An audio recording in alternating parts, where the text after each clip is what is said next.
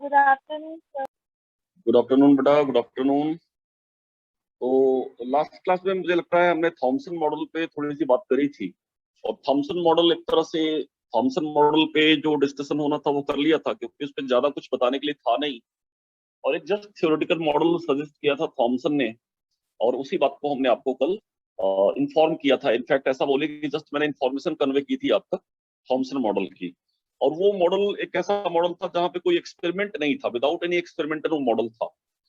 अब atomic structure की journey को हम लोग आगे बढ़ाते हैं और आगे देखते हैं एक बड़ा ही शानदार सा जो मॉडल आने वाला है सामने आपके।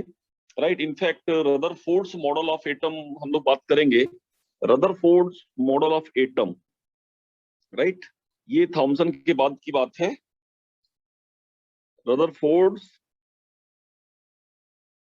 Model of atom, model of atom, ये हम लोग समझेंगे आज का जो हमारा टॉपिक होगा, बड़ा Rutherford model of atom.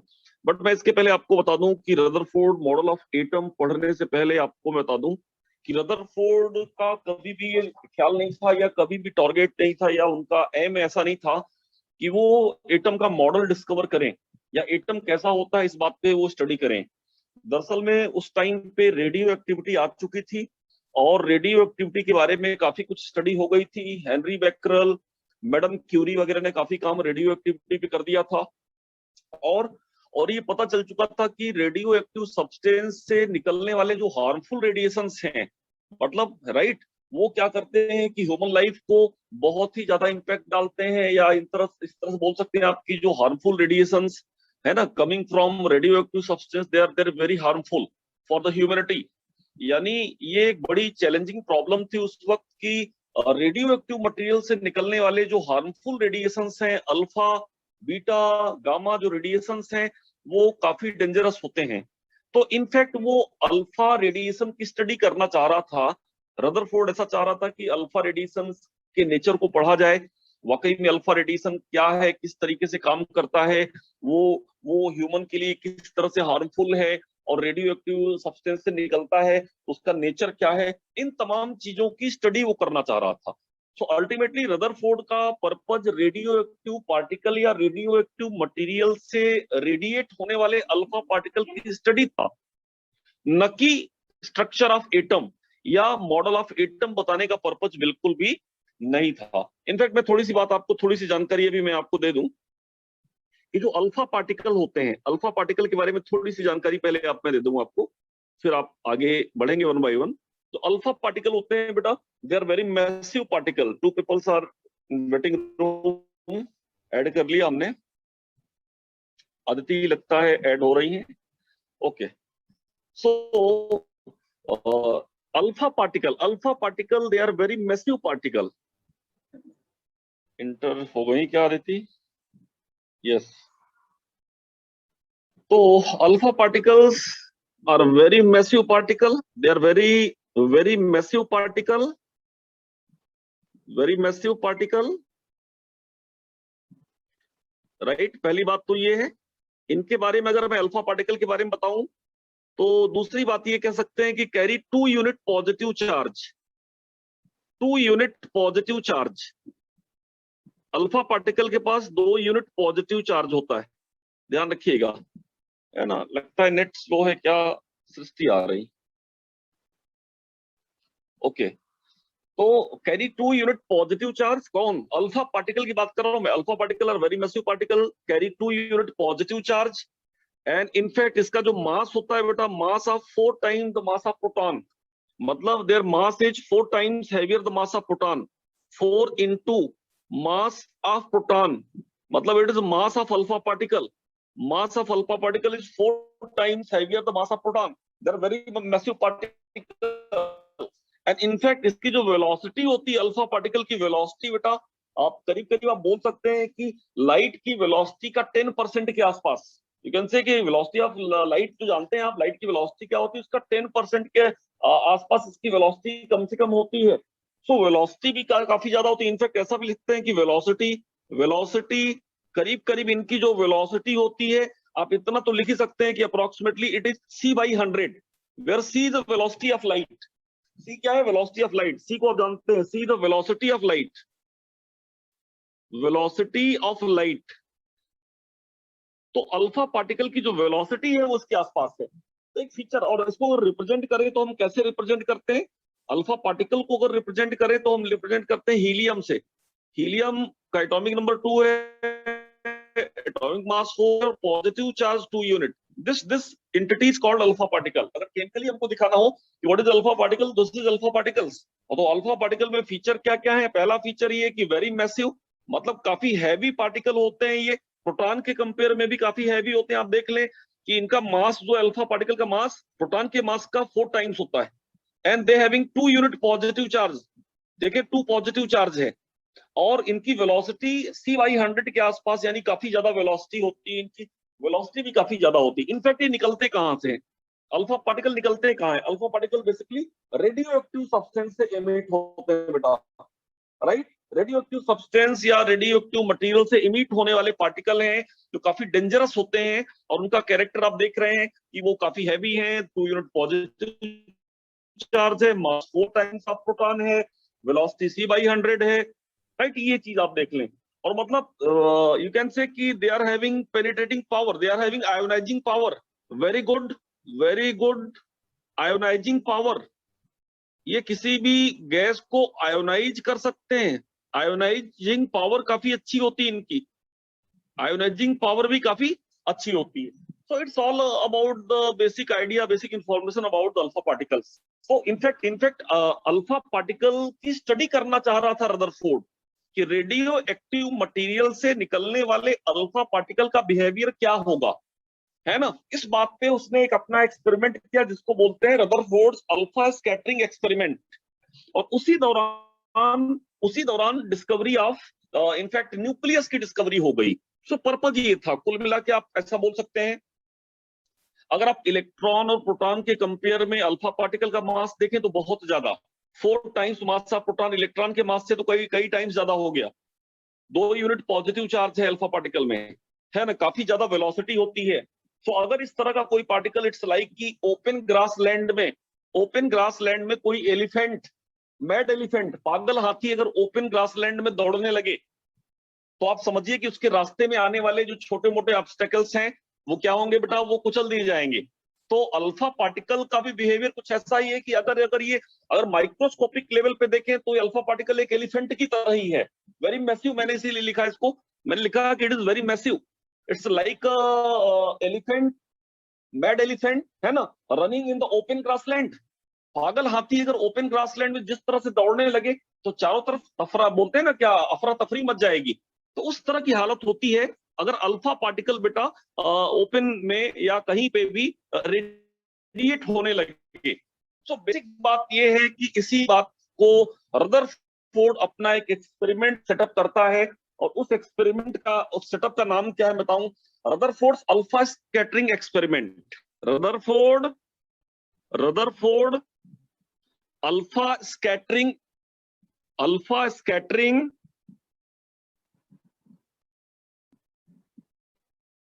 Experiment. ये एक्सपेरिमेंट वो कर रहा है, वो अल्फा पार्टिकल के बारे में जानना चाह रहा था। कौन? रदरफोर्ड। और इसी इंसिडेंट से, इसी एक्सपेरिमेंट से उसको कई और सारी चीजें मिली। तो मतलब ये है, पहली बात एकदम से क्लैरिटी के साथ जानिए कि जो रदरफोर्ड है, रदरफोर्ड ने एटम के मॉडल की डिस्कवरी करने के उद्देश्य से ऐसा कुछ भी नहीं किया। उसका पर्पज सिर्फ ये था कि अल्फा पार्टिकल के नेचर को समझा जाए। अल्फा पार्टिकल कहां से आता था? अल्फा पार्टिकल आता था बेटा रेडियो एक्टिव मटीरियल से आता था। तो उसी बात को हम लोग यहाँ पे समझने का प्रयास करेंगे। तो अपने एक्सपेरिमेंट में उसने क्या क्या किया, सबसे पहले देखते हैं उसने एक्सपेरिमेंट में क्या क्या किया। जनरली आप सभी जानते हैं कि in his experiment Rutherford produce a narrow beam of alpha particles from the radioactive substance like rubidium हो गया, पोलोनियम हो गया, and directed it at the thin sheet of gold foil. मतलब अब जरा देखिएगा, मैं इसका सेटअप बना रहा हूं, कुछ इस तरह से उसने सेटअप बनाया। एक काफी काफी थिक वॉल, है ना, काफी थिक वॉल इस तरह से उसने बनाई रदरफोर्ड ने। इनफैक्ट ये काफी थिक वॉल है, इस तरह से आप ऐसा बोल सकते हैं। ये काफी थिक वॉल है, 10 सेंटीमीटर टू 12 सेंटीमीटर के आसपास, आप इसको बोलिए कि काफी थिक वॉल है। इस वॉल के अंदर, मतलब ये टाइटेनियम वगैरह का ब्लॉक है, टाइटेनियम मेटल का ब्लॉक है। इस वॉल के अंदर उसने कुछ यहाँ पे सेटअप वगैरह लगाया, और इसी सेटअप पे रेडियो एक्टिव मटीरियल, यानी इसके ऊपर उसने क्या रख दिया, रेडियो एक्टिव मटीरियल यहाँ पे रख दिया। से this is radio active material. ये जो रेड से है बेटा, रेड से मैंने क्या बता दिया, ये रेडियो एक्टिव मटीरियल है। This is radio active substance, this is radio active substance, radio active substance, radio active substance या मटेरियल यहाँ पे रख दिया। और जो ब्लॉक देख रहे हैं आप बेटा, ये किसका ब्लॉक है? इनफैक्ट ब्लॉक टाइटेनियम जैसा किसी हैवी मेटल का ब्लॉक है, राइट? टाइटेनियम या उससे भी हैवी मेटल का ब्लॉक है ये, heavy metal block, you can say कि heavy metal block, heavy metal block. अच्छा, हैवी मेटल ब्लॉक इसलिए बना दिया क्योंकि चारों तरफ से अल्फा रेडिएशन नहीं निकले, वो किसी एक ही तरफ से निकले। आप देखिए, एक ही तरफ रास्ता दिया है, मतलब पर्पज ये है कि अल्फा पार्टिकल एक ही डायरेक्शन में बाहर की तरफ आए, इस डायरेक्शन में बाहर की तरफ आए। और इसी को ध्यान में रखते हुए उसने हैवी मेटल ब्लॉक लगाया। उसमें उसके अंदर एक पैसेज देते हुए उसने क्या किया, रेडियो एक्टिव सब्सटेंस को वहां पे रख दिया। और उस रेडियो एक्टिव सब्सटेंस के सामने गोल्ड की फॉइल, राइट, गोल्ड की फॉइल को वहां पे उस रेडियो एक्टिव सब्सटेंस के सामने उसने रखने का प्रयास किया, राइट। तो देखिए क्या होता है, गोल्ड की फॉइल को अगर रखें हम यहाँ पे, मैं इसको कलर चेंज करता हूँ, गोल्डन कलर ऐसा लेता हूँ, गोल्ड की फॉइल है। यहाँ पे उसने हैंगर वगैरह कुछ लगाया होगा, हैंगर यहाँ पे लगा दिया, यहाँ पे हैंगर लगा दिया। और इस हैंगर में बेटा, हैंगर में क्या किया, गोल्ड की बहुत पतली सी फॉइल, बहुत बारीक सी थिन फॉइल ऑफ गोल्ड, मतलब आप देखिए कंटिन्यू है, ब्रोकन नहीं है ये। दिस इज गोल्ड फॉइल, जो गोल्ड के एटम से मिलके बनी होगी, ये गोल्ड की फॉइल है। यहाँ पे हैंगर लगा दिया, ये हैंगर वगैरह यहाँ पे लगा दिया, यहाँ पे भी इसने हैंगर वगैरह लगा दिया। और गोल्ड की फॉइल, अब देखिए this is gold foil, this is gold, gold की फॉइल को उसके सामने उसने रख दिया। रदरफोर्ड ने गोल्ड की फॉइल को जो रेडियो एक्टिव मटीरियल है उसके पैसेज के जस्ट सामने उसने वहां पे रख दिया। अब देखिए क्या होता है, यहाँ पे क्या क्या चीजें उसने ऑब्जर्व करी, मैं इस बात को बहुत ही सिंपल तरीके से पहले बताऊं और इसके बाद में आगे की तरफ जाऊंगा। देखिए क्या क्या हुआ होगा, ये पहले आप सबसे पहले देखिए। तो यहां से अल्फा पार्टिकल निकलते हैं बेटा, ये जो अल्फा पार्टिकल्स हैं गोल्ड की फॉइल से जाके टकराते हैं। अब यहाँ पे ऑब्जर्वेशन में बताऊंगा आपको।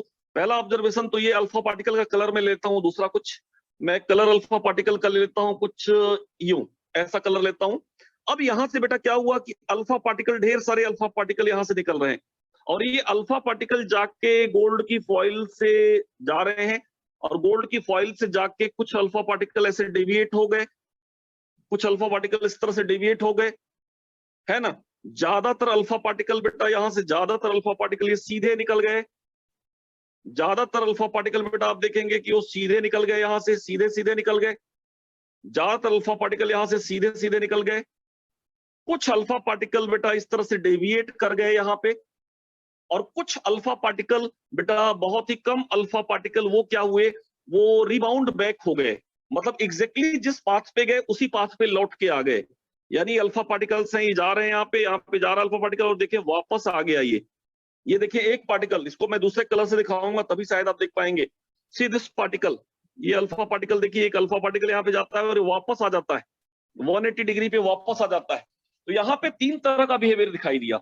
यानी जो अल्फा पार्टिकल जा रहे हैं गोल्ड फॉइल से टकरा रहे हैं, उसमें आप देखेंगे कुछ पार्टिकल हैं जो किसी पर्टिकुलर एंगल से बेंट हो गए, मतलब ये सीन इस तरह से बना कि भाई कुछ ज्यादातर पार्टिकल आप देखिए कि ज्यादातर पार्टिकल सीधे निकल गए, ज्यादातर पार्टिकल आप देखेंगे कि सीधे निकल गए, ज्यादातर पार्टिकल गोल्ड फॉइल को क्रॉस करते हुए सीधे निकल गए इस तरह से।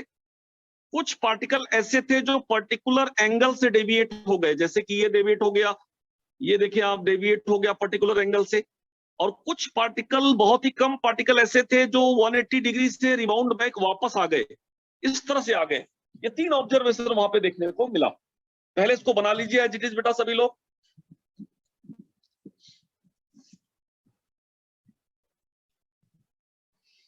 सभी लोग एज इट इज बनाइए जैसा मैंने बनाया है।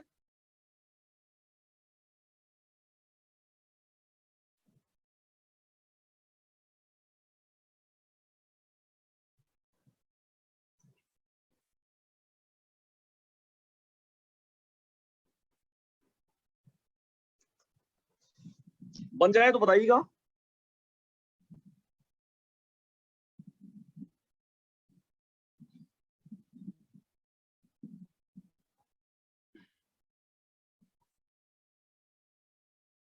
बन गया बेटा, श्रुति बन गया ये क्या? Yes sir. ओके, इसको इसको इसको मैं अगर अलग से पिक्चराइज करूं तो दूसरे तरीके से, खैर इनफैक्ट यहाँ पे भी बात समझ में आ रही, मैं अलग से भी बनाऊंगा अभी इसको। अब देखिए यहाँ पे दो तीन चीजें हैं कि गोल्ड फॉइल पहले क्यों ली गई, मैं इसको क्लियर कर दूं। Gold foil was used because, gold foil क्यों ली गई, why gold foil? Gold foil लेने का पर्पज क्या था, क्यों गोल्ड सुटेबल है, तो उसको लिख लें कि gold foil was used because gold foil was used experiment में, उसने शायद इसलिए गोल्ड फॉइल्ड को लिया होगा। दो तीन बात सोची होंगी। पहला, it is ductile and malleable, मतलब ये काफी डक्टाइल होता है और मिलिएबल होता है। It is ductile, very much ductile, ductile नहीं सिर्फ very much ductile, and malleable. आप जानते हैं कि मिलिएबल भी होता है, डक्टाइल एंड मिलिएबल। शोभित कुमार अभी आ रहे हैं। It is ductile and malleable, पहली बात कि it is ductile and malleable. काफी काफी आप बोल सकते हैं इसमें, इससे वायर ड्रॉ कर सकते हैं और इसको हैमरिंग कर सकते हैं आप, सो दैट थिन शीट में कन्वर्ट कर सके आप, है ना। दूसरा पॉइंट ये था गोल्ड फॉइल को लेने का, जानते हैं आप बेटा कि it is very less reactive, gold बहुत कम रिएक्टिव होता है। It is very less reactive, very less reactive, ये काफी कम रिएक्टिव होता है, रिएक्टिविटी काफी कम होती है, ये भी एक पर्पज रहा होगा। और तीसरा पॉइंट गोल्ड फॉइल से रिलेटेड कि it was having a high mass, having it is very heavy as it's molecular mass, its molecular mass is 197 AMU। एक एटम का, गोल्ड के एक एटम का मास इतना होता है 197 AMU। तो इस वजह से ये सारी प्रॉपर्टी थी गोल्ड में, इसलिए गोल्ड की फॉइल यहाँ पे ली गई, गोल्ड की फॉइल रास्ते में रखी गई। तो ये क्लैरिटी आ गई आपको? बोलिए, यहां तक आपने कर लिया? Yes sir. ओके, अब यहाँ पे देखने की बात ये है, इसका ऑब्जर्वेशन क्या हुआ, ये जो एक्सपेरिमेंट था, इस एक्सपेरिमेंट का ऑब्जर्वेशन क्या था वो जरा देखा जाए। What was the observation? Rutherford ने क्या ऑब्जर्व किया? ऑब्जर्वेशन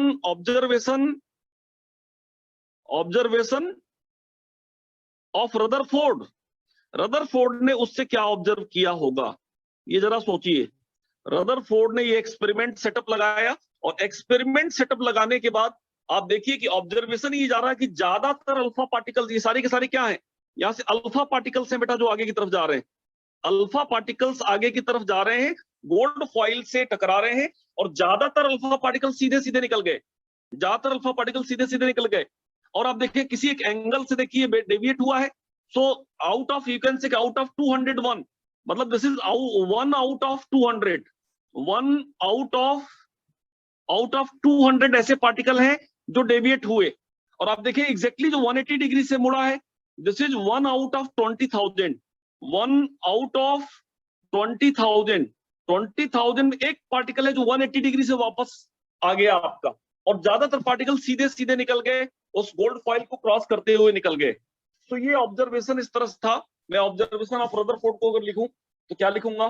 पहला ऑब्जर्वेशन मैं लिख रहा हूं बेटा, फर्स्ट ऑब्जर्वेशन इस तरह से है, आप भी नोट करिएगा। फर्स्ट ऑब्जर्वेशन ये था, लिख सकते हैं कि the most of the alpha particle, most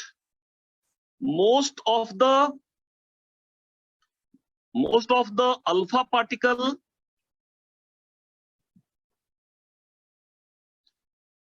passed through the foil, passed through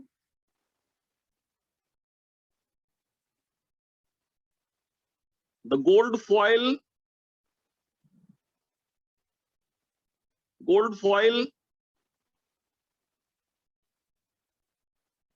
without any deviation, without any deviation, without any deviation या डिफ्लेक्शन, व्हाट यू सिलेक्ट, या डिफ्लेक्शन, मतलब ज्यादातर अल्फा पार्टिकल सीधे सीधे निकल गए जो बिना किसी डेविएशन या बिना किसी डिफ्लेक्शन के, है ना, फ्रॉम देयर पाथ। ज्यादातर अल्फा पार्टिकल अपने पाथ से बिना डेविएट हुए सीधे सीधे गोल्ड फॉइल को क्रॉस करते हुए निकल गए विदाउट गेटिंग डेविएटेड। पहला ऑब्जर्वेशन ये रदरफोर्ड का था। दूसरा, a few of them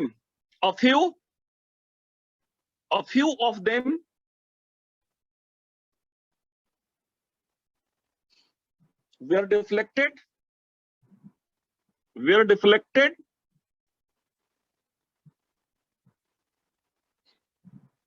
at some angles,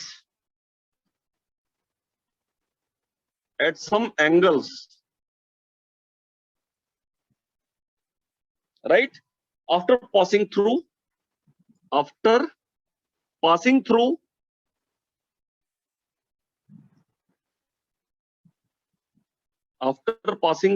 foil।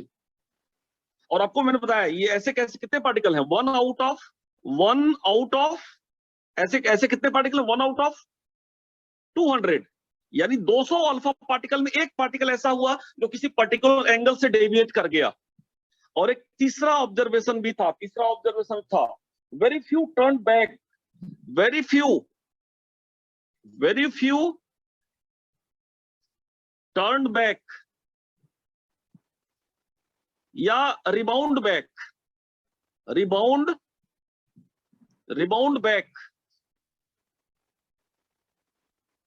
on their original path,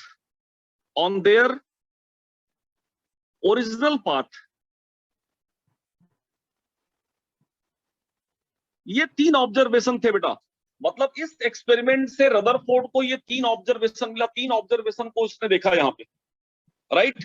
अब ये देखिएगा, पहले एक्सपेरिमेंट को फिर से देखिए, मतलब एक्सपेरिमेंट का सेटअप देखिए। ये रेडियो एक्टिव मटेरियल है, टाइटेनियम का हैवी ब्लॉक बनाया गया है सो दैट अल्फा पार्टिकल एक ही डायरेक्शन में जाए, और रास्ते में गोल्ड की फॉयल लगा रखी है, काफी थिन गोल्ड की फॉयल लगा रखी है, और गोल्ड की फॉयल और रेडियो एक्टिव मटेरियल से निकलते हुए अल्फा पार्टिकल को ऑब्जर्व किया किसने, रदरफोर्ड ने, राइट। और उस ऑब्जर्वेशन को देखिए उसने क्या क्या लिखा उस ऑब्जर्वेशन के बारे में, उसका देखें ध्यान से। तो क्या कह रहा है ऑब्जर्वेशन, क्या कह रहा है ऑब्जर्वेशन, ये कह रहा है कि most of the alpha particle pass through the gold foil without any deviation और डिफ्लेक्शन फ्रॉम देयर पाथ। ज्यादातर अल्फा पार्टिकल जो है अपने ओरिजिनल पाथ में निकल गए बिना डेविएट हुए। कुछ अल्फा पार्टिकल ऐसे थे 1 आउट ऑफ 200 जो किसी पर्टिकुलर एंगल से डेविएट हुए, और बहुत ही कम अल्फा पार्टिकल ऐसे थे जो 180 डिग्री पे रिबाउंड बैक होके वापस आ गए। मेरी आवाज जा रही है आप तक क्या? Yes, sir. मेरी आवाज जा रही है आप तक? तो ये ऑब्जर्वेशन आप समझ गए, ऑब्जर्वेशन आपको समझ में आ गया? Yes, sir. ओके, अब इन ऑब्जर्वेशन को अगर ध्यान से देखें, इन ऑब्जर्वेशन को अगर ध्यान से देखा जाए तो इनसे कोई भी क्या कंक्लूजन निकालेगा, what we can draw conclusion, है ना। कंक्लूजन क्या होगा, निष्कर्ष क्या निकलेगा, कंक्लूजन जरा देखो इसको। इस ऑब्जर्वेशन से हम क्या समझेंगे, मैंने कहा कि जो एटॉमिक स्ट्रक्चर चैप्टर है बेटा, एक्सपेरिमेंट और उस एक्सपेरिमेंट की व्याख्या, यानी उसमें आपने ऑब्जर्व किया, ऑब्जर्वेशन मिला, ऑब्जर्वेशन को इंटरप्रीट करना ही अपना काम है इसमें। तो कंक्लूजन क्या निकालें, पहली बात इन तीनों ऑब्जर्वेशन का पहला पॉइंट क्या निकलता है, पहला पॉइंट ये निकलता है बेटा, पहला पॉइंट अगर देखें तो कह सकते हैं आप फर्स्ट पॉइंट ये कि Thompson model of atom could never exist. Thompson model of atom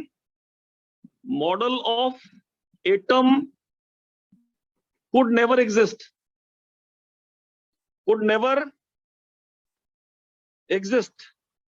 क्यों भाई?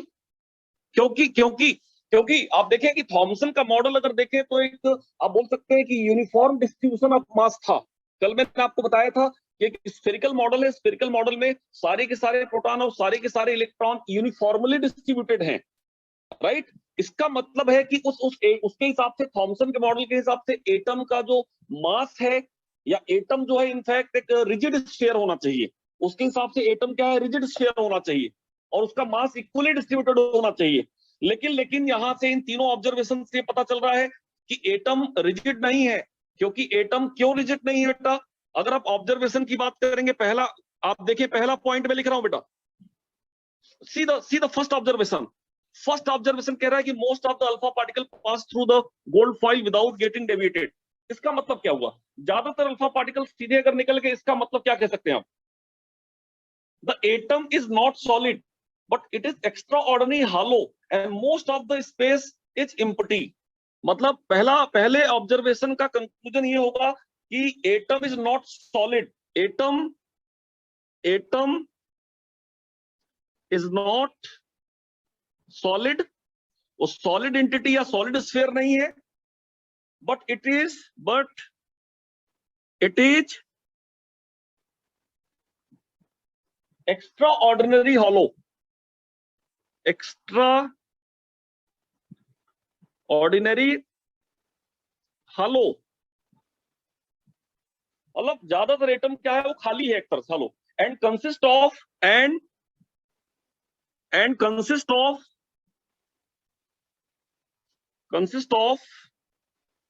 a lot of empty space, a lot of empty space, ये बहुत सीधी सी बात मैं कह रहा हूं बेटा। ज्यादातर अल्फा पार्टिकल का एटम को क्रॉस करते हुए सीधे निकल जाना, ये क्या कहलाता है कि एटम का ज्यादातर पोर्शन क्या है, वैकेंट है, एम्प्टी है ना। वो एटम का ज्यादातर हिस्सा अगर आप बोलेंगे तो क्या बोलेंगे, empty, most of the space of atom is vacant, है ना। क्यों, क्योंकि अगर वहां पे कोई चीज रास्ते में होती, कोई सॉलिड चीज होती, तो अल्फा पार्टिकल क्या करता, डेविएट करता। बहुत ही सीधी सी बात ये आपको समझ में आ रही। यानी जो ज्यादातर पार्टिकल आप देखें कि ज्यादातर पार्टिकल सीधे सीधे इस तरह से अल्फा पार्टिकल सीधे सीधे निकल गए, या ज्यादातर अल्फा पार्टिकल सीधे सीधे निकल गए। इसका मतलब क्या हुआ कि एटम का ज्यादातर हिस्सा, ज्यादातर पोर्शन वैकेंट है, वो एक हालो स्फीयर की तरह हो सकता है, वो एम्प्टी स्पेस क्रिएट करता है। जबकि थॉमसन के मॉडल ने क्या कहा था, थॉमसन के मॉडल ने कहा था कि जो एटम है, एटम का जो मॉडल है, वहां पे इलेक्ट्रॉन और प्रोटॉन इक्वली डिस्ट्रीब्यूटेड हैं। मतलब वहां पे जो मास ऑफ एटम है इक्वली डिस्ट्रीब्यूटेड है। लेकिन ऐसा नहीं है, ये एक्सपेरिमेंट कह रहा है कि एटम का ज्यादातर हिस्सा खाली है, और इसी वजह से अल्फा पार्टिकल वहां पे डेविएट नहीं हुआ। क्योंकि रास्ते में अगर कोई चीज आती तो डेविएशन होता, लेकिन डेविएशन नहीं हो रहा है ज्यादातर पार्ट में। इसका मतलब most of the space is vacant. I think you got this point. Now second point, second observation देखो क्या कह रहा है। ये फर्स्ट ऑब्जर्वेशन का एक्सप्लेनेशन होगा। सेकेंड ऑब्जर्वेशन कह रहा है कि a few of them were deflected at some angle after passing through foil। कुछ अल्फा पार्टिकल ऐसे हैं जो बेटा क्या हो गए, किसी खास एंगल से डेविएट हो गए। तो अब ये बताओ, डेविएशन कई बार होता क्या है, डेविएशन इस वजह से होता है कि मान लो अल्फा न्यूक्लियर, मान लो कोई ऐसी चीज है, अल्फा पार्टिकल बेटा कैसा चार्ज है, अल्फा पार्टिकल ही जा रहा है, मान लो अल्फा पार्टिकल से, this is alpha particle. Alpha particle पे मैंने बताया कि कितना चार्ज होता है बेटा, अल्फा पार्टिकल के ऊपर क्या चार्ज होता है, 2 unit positive charge, 2 unit positive charge, इसके ऊपर 2 यूनिट पॉजिटिव चार्ज होता है। अब रास्ते में मान लो बेटा इसके रास्ते में कोई थिक पॉजिटिव चार्ज वाली स्पेसीज आ जाए, मान लो कि कोई ऐसी चीज आ जाए जहां पे पॉजिटिव चार्ज खुद भी है, तो अब ये अल्फा पार्टिकल खुद भी पॉजिटिव चार्ज है, अगर वो ऐसी स्पेसीज के कांटेक्ट में जाएगा जो ऑलरेडी पॉजिटिव चार्ज है, तो इलेक्ट्रोस्टैटिक फोर्स ऑफ रिपल्सन काम करेगा, और उसी वजह से ये अल्फा पार्टिकल जब उससे पास जाएगा तो डेविएट हो जाएगा। ये डेविएशन क्यों हुआ, this deviation is due to deviation is due to electrostatic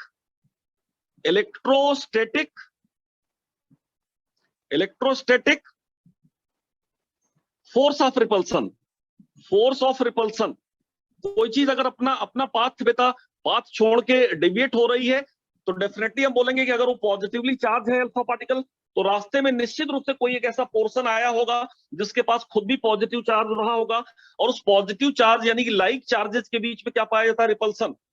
तो इस वजह से ये पार्टिकल आपका डेविएट हुआ होगा।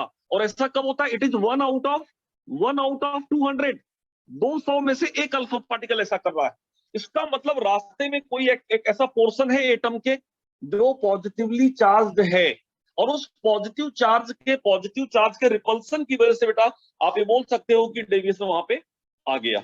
ठीक है ना? तो इसको कैसे लिखें हम सिंपली कि अगर अगर अल्फा पार्टिकल डेविएट कर रहा है, आप बोल सकते हैं few alpha particle were deflected from their original path by some angle, it suggest that there must be a heavy positively charge body. मतलब deviation of alpha particle by some angle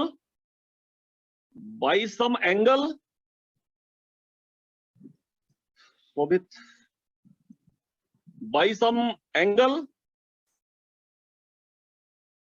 suggest that there must be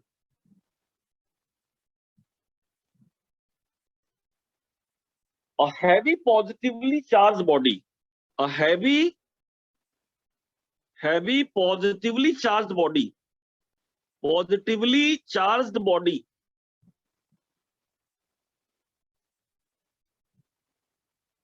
inside the atom, right? Yeah, at the center of atom, at the center of atom centre of atom में कोई एक positively charge body निश्चित रूप से है, और उसी की वजह से, क्योंकि अल्फा पार्टिकल खुद भी पॉजिटिवली चार्ज है और वहां पे पॉजिटिव चार्ज बॉडी वही होगी, तो उस पॉजिटिव चार्ज और अल्फा के पॉजिटिव चार्ज के बीच में रिपल्सन हुआ होगा, और इस वजह से वहां पे आपको डेविएशन यहाँ पे दिखाई दे रहा। ठीक बात है? तो ये बात वहां पे कहेगी। अच्छा, इसका मतलब है कि बहुत सीधे तरीके से अगर इसको समझे आप, तो ये जो सेंटर ऑफ एटम है, he named this heavy positively charged, है ना, स्पेस या location at the centre nucleus. In fact इसी सेंटर पॉइंट को, ये जो सेंटर है एटम का, जो सेंटर पॉइंट है जहां पे ऑलरेडी पॉजिटिव चार्ज है, इसी सेंटर को ही उसने न्यूक्लियस का नाम दे दिया। And this space located in the center of atom is known as nucleus. पहली बार केमिस्ट्री में पहली बार एक नया वर्ड यूज कर रहा हूं बेटा मैं, इसके पहले मैंने न्यूक्लियस नाम का यूज नहीं किया। ये न्यूक्लियस आज पहली बार यूज कर रहा हूं, रदरफोर्ड ने यूज किया पहली बार न्यूक्लियस शब्द का।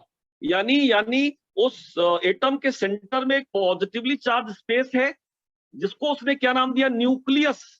ये एक पहली बार एटॉमिक स्ट्रक्चर में सबसे पहले न्यूक्लियस नाम का जो उपयोग है, न्यूक्लियस वर्ड का जो यूज है, वो रदरफोर्ड ने किया।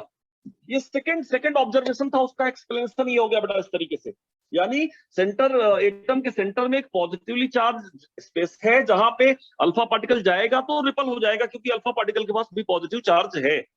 सो दिस इज एक्सप्लेनेशन या कंक्लूजन ऑफ सेकंड पॉइंट।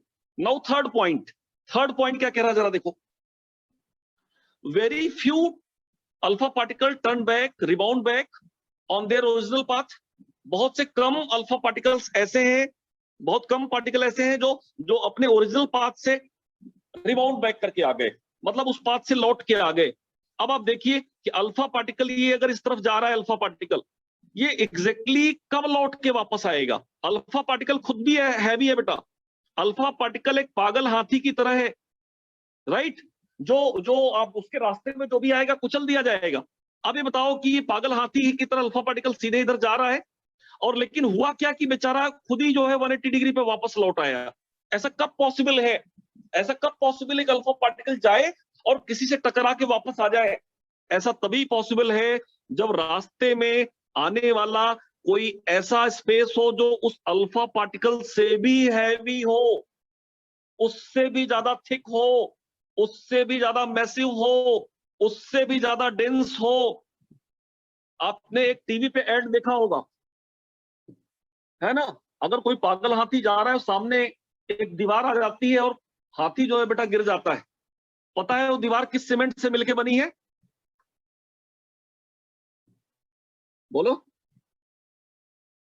किस सीमेंट से मिलके बनी दीवार वो? अंबुजा। तो मतलब अल्फा पार्टिकल, हाथी को अगर रोकना है तो रास्ते में अंबुजा से बनी हुई दीवार है तभी रुकेगा। अब अल्फा मैं बस जस्ट मजाकिया नोट में कर रहा हूं इस बात को। तो अल्फा पार्टिकल खुद भी हैवी पार्टिकल है, 4 टाइम्स प्रोटॉन, और जाके 180 डिग्री से लौट आया, 180 डिग्री से लौट आया। इसका मतलब कि ये जो कोई स्पेस है जो एटम के सेंटर में, वो बहुत ही हैवी है, बहुत ही डेंस है। मतलब दिस स्पेस, ये जो सेंटर है, जिस सेंटर को क्या कहा गया, इस सेंटर को न्यूक्लियस कहा गया। It is very dense, very dense, very dense, very massive, ये भी बहुत मैसिव होगा, वेरी थिक, बहुत ही थिक स्पेस होगा, तभी जाके अल्फा पार्टिकल वहां पे वापस आएगा। और बेटा मैं आपको बता दूं कि ऐसा ऐसा मतलब बहुत ही डेंस, बहुत ही rigid, very rigid, in fact you can write कि this is very rigid, rigid space, ये बहुत ही रिजिड स्पेस होगा, तभी अल्फा पार्टिकल बेटा वापस की तरफ आएगा। और इसका मतलब ऐसा क्यों होगा, ऐसा कब होगा, जब जब ये बहुत ही थिक होगा, तो ऐसा तब होगा। इसका मतलब ये है कि इस न्यूक्लियस में सारे के सारे प्रोटॉन तो पाए ही जाते हैं। प्रोटॉन पॉजिटिव चार्ज, जैसे कि ऊपर वाला पॉइंट क्या कह रहा है, आप देखिए कि पॉजिटिवली चार्ज स्पेस का मतलब है कि प्रोटॉन है, यानी कि यहाँ पे सारे के सारे प्रोटॉन तो पाए ही जाते हैं। प्रोटॉन के साथ साथ सारे के सारे जब न्यूट्रॉन पाए जाएंगे तभी जाके बहुत ही हैवी स्पेस हो जाएगा। यानी ये जो सेंटर है, ये जो सेंटर है या न्यूक्लियस है, इसमें सारे के सारे प्रोटॉन, सारे के सारे प्रोटॉन, सारे के सारे न्यूट्रॉन सब इसमें पाए जाएंगे, तभी ये जाके बहुत ही हैवी होगा। Neutron proton, neutron proton, neutron proton, तब जाके बहुत हैवी होगा। और कोई भी अल्फा पार्टिकल अगर जाएगा तो टकराएगा, और टकरा के उसको वापस आना पड़ेगा। इसका मतलब थर्ड पॉइंट ये कहता है कि उस एटम के सेंटर में एक जो न्यूक्लियस है, एक जो सेंटर लोकेशन है, वहां पे सारे के सारे पॉजिटिव पार्टिकल्स यानी कि प्रोटॉन्स, और उसको हैवी और डेंस और मैसिव और थिक और रिजिड बनाए रखने के लिए सारे के सारे न्यूट्रॉन प्रेजेंट होंगे, तभी अल्फा पार्टिकल बेचारा लौट रहा है। अदरवाइज हल्के फुल्के पार्टिकल अगर रास्ते में होते तो अल्फा पार्टिकल को रोक नहीं पाते, अल्फा पार्टिकल उनको कुचलते हुए आगे निकल जाता। ठीक वैसे ही जैसे कि किसी ओपन ग्रासलैंड में हाथी छोड़ दो, पागल हाथी, और एक छोटा सा बच्चा अगर ग्रासलैंड में आ जाए, तो क्या वो बच्चा छोटा सा हाथी को रोक पाएगा? नहीं रोक पाएगा। तो लेकिन अगर हाथी रुक गया, इसका मतलब कि वो हाथी या उससे भी, एलिफेंट से भी मैसिव कोई चीज है। तो जो न्यूक्लियस है दिस इज वेरी मैसिव, और ऐसा तभी पॉसिबल है जब सारे के सारे प्रोटॉन, सारे के सारे न्यूट्रॉन एक ही जहां पे कंसंट्रेटेड हो जाएं, and that space where all the proton and neutrons are concentrated, that space is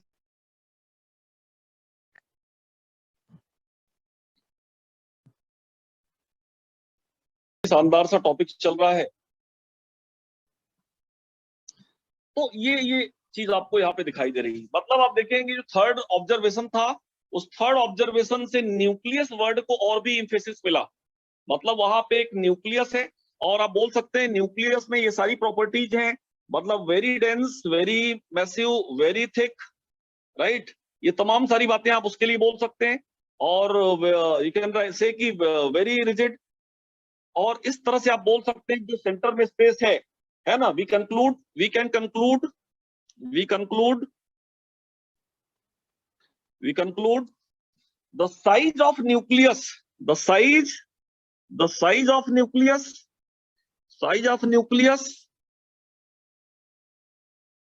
must be very small, तभी वो dense होगा, must be very small,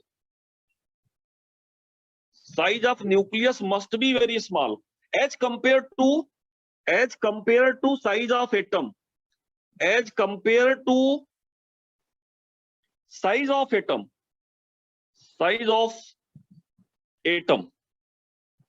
as a whole, यानी वो जो स्पेस है वो बहुत ही कम साइज का है, थिक है, डेंस है। एटम के साइज के कंपेयर में न्यूक्लियस का साइज बहुत ही कम है। और आपको मैं बताऊं, बाद में पाया गया, it has found that the radius of atom is of 10⁻⁻10 order, है ना। बाद में ये पता चला कि radius of atom is of 10⁻⁻10 metre, मैं आपको बताऊं कि radius of atom is 10 to the power minus 10 metre, while radius of nucleus कितना है बेटा? it is 10 to the power minus 15 metre, 10 to the power minus 15 metre. इस order का जो न्यूक्लियस का रेडियस है, आप सोचिए। सो आप देखें ये कुछ इस तरह से है। अगर न्यूक्लियस को अगर रेशियो निकालेंगे तो आप देख सकते हैं। और आप इस तरह से समझें कि मान लो कि 5 किलोमीटर रेडियस का, इनफैक्ट अगर मान लें कि 5 किलोमीटर रेडियस का एक स्फीयर है, 5 किलोमीटर रेडियस का अगर एक स्फीयर बना लें, तो उसके सेंटर पे अगर क्रिकेट की बॉल रख दें, आप जरा इमेजिन करिए कि if you are having a sphere of the radius of 5 kilometre, तो उसको अगर एटम मान ले, तो उस स्फीयर मतलब 5 किलोमीटर की रेडियस में बने स्फीयर के सेंटर में अगर क्रिकेट की बॉल रख दें, तो क्रिकेट की बॉल न्यूक्लियस जैसी होगी और 5 किलोमीटर की रेडियस का जो स्फीयर है वो एटम होगा। तो इस तरह से है। एनीवे, ये चीजें आप देखिए कि आ गई। और एक बहुत ही शानदार सा टर्म यहाँ पे डिराइव हो गया, न्यूक्लियस। और पूरी केमिस्ट्री में मुझे लगता है कि ये जो एक्सपेरिमेंट है रदरफोर्ड का अमर हो गया, इमोर्टल हो गया, हमेशा के लिए। मतलब आप देखिए कि गलत डायरेक्शन में जाती हुई साइंस को, आप याद करिए कि थॉमसन ने एक बकवास सा मॉडल दिया था। थॉमसन ने बकवास सा मॉडल दिया जो आप देखिए 10 से 15 साल चलता रहा, जबकि उसके पीछे कोई लॉजिक नहीं था, कोई एक्सपेरिमेंटेशन नहीं था। लेकिन रदरफोर्ड ने उसको, उस मॉडल को डिनाई कर दिया और एक नया वर्ड आ गया, न्यूक्लियस। यानी एटम के अंदर एक न्यूक्लियस पाया जाता है जिसमें सारे के सारे हैवी पार्टिकल्स होते हैं, वो पॉजिटिवली चार्ज होता है। ये एक चीज वहां पे प्रूव हुई। और आपको बताऊं मैं कि रदरफोर्ड का ये एक्सपेरिमेंट, मैं बार बार कह रहा हूं कि अपने आप में अमर हो गया। रदरफोर्ड का एटॉमिक मॉडल वो हो सकता है कि बाद में भी डिस्कार्ड भी हो जाएगा, बोर्स को डिस्कार्ड करता है, लेकिन जो न्यूक्लियस वर्ड है, जिस न्यूक्लियस की डिस्कवरी इसने कर दी, आज भी हम वही न्यूक्लियस एक्सेप्ट करते हैं। बोर मॉडल में भी वही न्यूक्लियस एक्सेप्ट किया जाएगा। हाँ, उसका एटॉमिक मॉडल जरूर डिस्कार्ड हुआ है, लेकिन इसका न्यूक्लियस का क्रेडिट इसको जाता है। और आप देखिए कि गलत दिशा में, गलत डायरेक्शन में जाती हुई फिजिक्स को रदरफोर्ड के इस एक्सपेरिमेंट ने एक सही डायरेक्शन दे दी। मैं फिर से इस बात को समझाऊं आपको, फिर से मैं समझाने का प्रयास करूं कि बेसिक बात ये थी कि अल्फा पार्टिकल्स, ढेर सारे अल्फा पार्टिकल्स हैं। मैं आप यहाँ पे मान लो बेटा, ये मान लो कि न्यूक्लियस है, कुछ इस तरह से न्यूक्लियस है ये, से this is a nucleus. Nucleus में सारे के सारे प्रोटॉन, पॉजिटिव चार्ज का मतलब प्रोटॉन, सारे के सारे neutron N, proton N, proton N, से दिस इज न्यूक्लियस। ये न्यूक्लियस है जहां पे प्रोटॉन भी है, प्रोटॉन और न्यूट्रॉन दोनों है, राइट। और रास्ते में यहाँ पे आप देखिए क्या है, रास्ते में इलेक्ट्रॉन्स पड़े हुए हैं, इलेक्ट्रॉन्स भी कहीं कहीं बीच बीच में यहाँ पे इलेक्ट्रॉन्स पड़े हुए। नेगेटिव चार्ज का मतलब इलेक्ट्रॉन्स कुछ इस तरह से फैले होंगे, इलेक्ट्रॉन्स होंगे उसमें, कुछ इस तरह से इलेक्ट्रॉन्स होंगे उसमें, है ना। ये कोई एटम है, मान लो कि कोई एटम है गोल्ड का, जो आप देख रहे हैं गोल्ड का, जो इस तरह से ढेर सारे इलेक्ट्रॉन वगैरह कुछ इस तरह से होंगे, कोई क्लैरिटी नहीं है अभी इलेक्ट्रॉन की। अब इस तरह से है ये। अब आप देखो इलेक्ट्रॉन का मास, ये बताओ कि अल्फा पार्टिकल के मास के कंपेयर में क्या है, नेग्लिजिबल है। अब होगा ये कि अल्फा पार्टिकल की जो बम्बार्डिंग होगी, अल्फा पार्टिकल जब बेटा मूव करेगा, आप ये देखिए कि अल्फा पार्टिकल, ये ढेर सारे अल्फा पार्टिकल्स हैं। एक अल्फा पार्टिकल यहां से चला, ये अल्फा पार्टिकल, ये देखिए सीधा अल्फा पार्टिकल निकल गया बिना किसी डेविएशन के, अल्फा है, अल्फा पार्टिकल है ये। दूसरा भी अल्फा पार्टिकल निकला, इलेक्ट्रॉन रास्ते में आ भी रहा है, तो इलेक्ट्रॉन उसको डेविएट नहीं कर सकता, क्योंकि इलेक्ट्रॉन का मास बहुत ही कम होगा, इलेक्ट्रॉन को कुचलता हुआ निकल जाएगा। कुचलता हुआ, समझ रहे, बड़ा ही खतरनाक वर्ड है, जैसे कि हाथी किसी को कुचल दे, वैसे ही कुचलते हुए अल्फा पार्टिकल निकल जाएगा, इलेक्ट्रॉन उसको रोक नहीं सकता। ये अल्फा पार्टिकल है, सीधा देखिए आप, सीधा निकल जा रहा है इस तरह से एटम से ही। ये अल्फा पार्टिकल है, ये सीधा निकल जा रहा है, सीधा सीधा। ये अल्फा पार्टिकल है, आप देखेंगे सीधा सीधा ये अल्फा पार्टिकल निकल जा रहा है बिना किसी डेविएशन के। लेकिन ये जो अल्फा पार्टिकल आया, ये अल्फा पार्टिकल काफी करीब से आया न्यूक्लियस के, और इसके पास पॉजिटिव चार्ज है। अब ये अल्फा के पास भी पॉजिटिव चार्ज है, तो ये पर्टिकुलर एंगल से डेविएट हो जाएगा। बेटा क्या है, कितना है, 1 आउट ऑफ 1 आउट ऑफ क्या बोलेंगे, 200। एक है। और अल्फा पार्टिकल, एक अल्फा पार्टिकल इस तरह से जो सीधा उसके पास गया और उसको लौटना पड़ा, एग्जैक्टली लौट आया, 1 out of 20,000। बाकी अल्फा पार्टिकल आप देखेंगे तो इस तरह से डेविएट हो जाएंगे, यहाँ पे 1 out of 200, ज्यादातर बाकी सीधे निकल जाएंगे, ये सारे अल्फा पार्टिकल सीधे निकल जाएंगे, ये सारे अल्फा पार्टिकल सीधे निकल जाएंगे।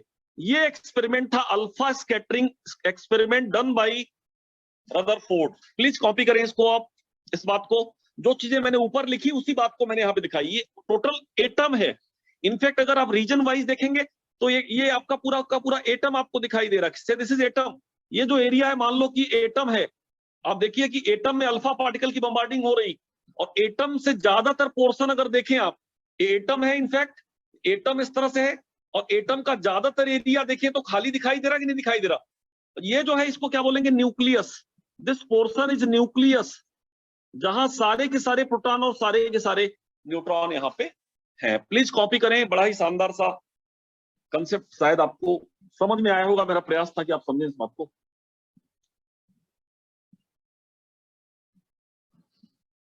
और ध्यान रखना कि मतलब एक न्यूक्लियस कितना स्मॉल है, डेंस है, थिक है, रिजिड है, मैसिव है, लेकिन साइज वाइज स्मॉल है। स्मॉल कितना है, ये ठीक उतना ही स्मॉल है जैसे कि आप जानते हैं ना कि एक क्रिकेट की बॉल को 5 किलोमीटर रेडियस वाले स्फीयर के बीच में रख दो आप, तो जैसा वो दिखाई देगा वैसा ही ये दिखाई देगा आपका। So this is alpha scattering experiment. और जिसका कंक्लूजन, पहला कंक्लूजन तो ये था कि जो थॉमसन का मॉडल था वो कभी एग्जिस्ट कर ही नहीं सकता। आप समझ पा रहे हैं, मैंने पहली लाइन लिख दी थी, देखिए आप, मैंने पहली लाइन लिखी है यहाँ पे, आप देखें पहला ही पॉइंट कंक्लूजन में, जिसको पॉइंट नहीं दिया लेकिन मैंने एक चीज यहाँ पे लिख दी कि Thompson model of atom could never exist. Rutherford के इस एक्सपेरिमेंट को देखने के बाद ये कोई भी बंदा आंख मूंद के कह सकता है कि थॉमसन का मॉडल कभी एग्जिस्ट कर ही नहीं सकता। यानी थॉमसन का मॉडल खत्म हो गया और एक नया वर्ड आ गया जिसको आप बोलते हैं न्यूक्लियस। यानी एटम के सेंटर में जहां पे सारे के सारे प्रोटॉन पाए जाते हैं, सारे के सारे न्यूट्रॉन पाए जाते हैं, राइट, उसको क्या बोल दिया गया, न्यूक्लियस बोल दिया गया। Getting my point? बोलिए, ये बात समझ में आ गई?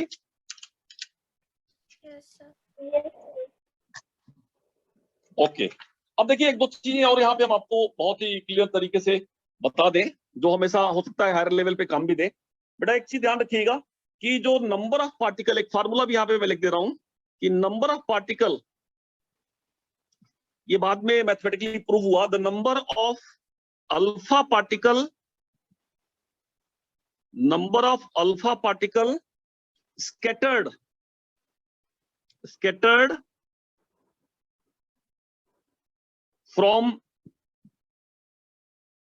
its original path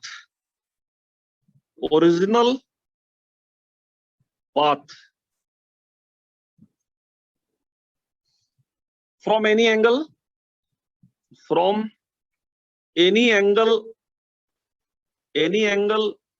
theta, जिसको n बोल रहे हैं, number of alpha particle. So number of alpha particle n is proportional to 1 upon sine की पावर 4 थीटा बाई 2। एक रिलेशन है, इसको लिख लें आप।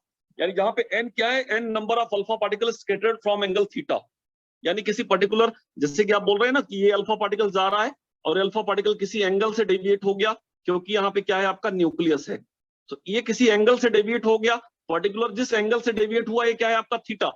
तो कितने पार्टिकल किस एंगल से डेविएट हुए, इसके लिए फार्मूला ध्यान रखिएगा कि n is proportional to 1 upon sine to the power 4 theta by 2।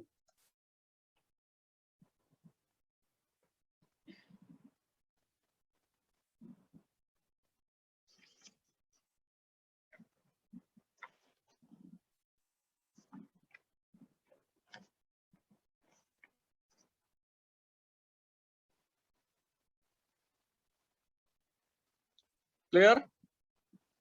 तो ये बात आपको समझ में आ गई। और ये रदरफोर्ड के एक्सपेरिमेंट से ही, रदरफोर्ड का जो एक्सपेरिमेंट चल रहा था, इसी से ही आप बोल सकते हैं रदरफोर्ड का मॉडल अगर आप सजेस्ट करें तो रदरफोर्ड का मॉडल क्या हो जाएगा, यहां पे लिख सकते हैं therefore model of Rutherford, model of atom According to Rutherford,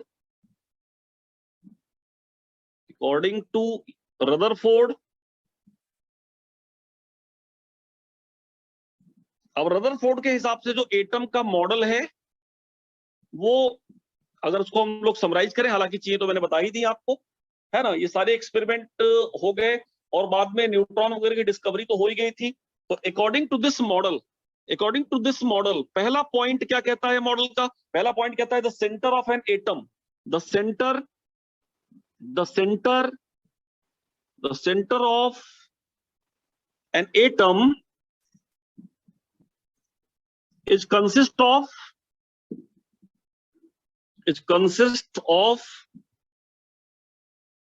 a positively charged body,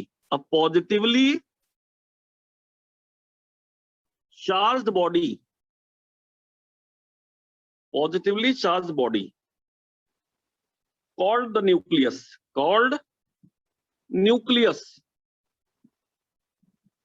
पहला पॉइंट ये हो गया, है ना। और इसमें बोल सकते हैं all the proton and neutrons are present in the nucleus, all the protons and neutrons, all the protons and neutrons are present in the nucleus, सारे के सारे प्रोटॉन और न्यूट्रॉन न्यूक्लियस में प्रेजेंट है, right. and you can say कि almost the entire mass of an atom is concentrated in the nucleus, मतलब इस line का मतलब ये है कि you can write कि almost entire mass, शोभित कुमार लगता है कि नेट की प्रॉब्लम है, almost entire mass of atom का जो ज्यादातर मास है बेटा, almost entire mass of atom is concentrated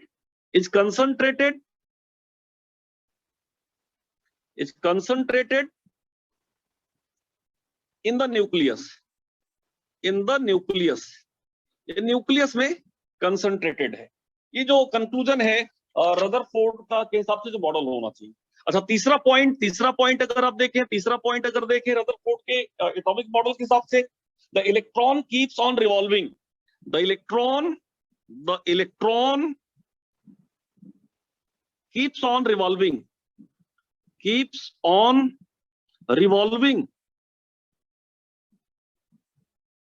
electron keeps on revolving around the nucleus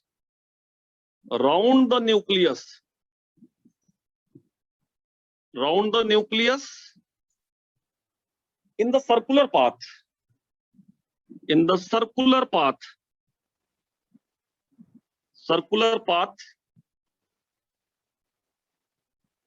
at very high speed,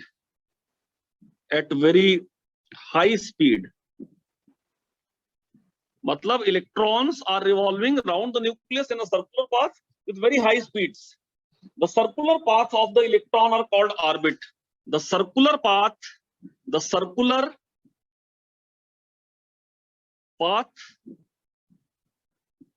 are called orbit.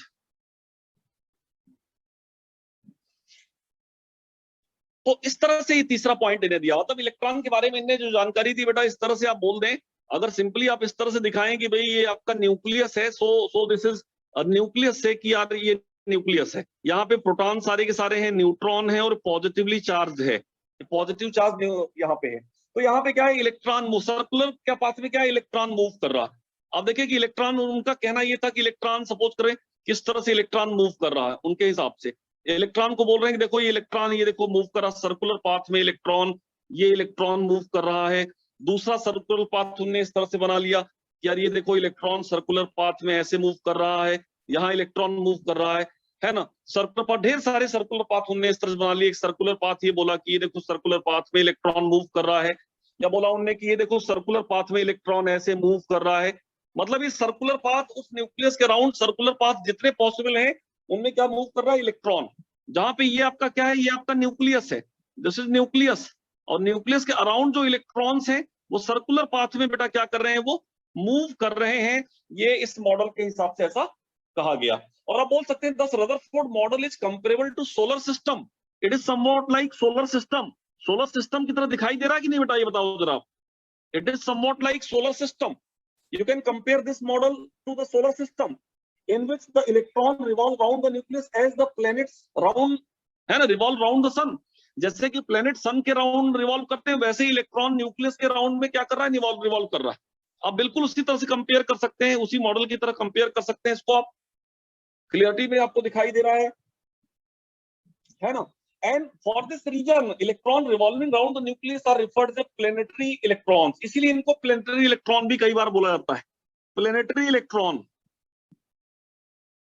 planetary electron, क्योंकि ये जो मॉडल है सोलर सिस्टम की तरह ही है, इस मॉडल के हिसाब से अगर यहाँ पे देखें।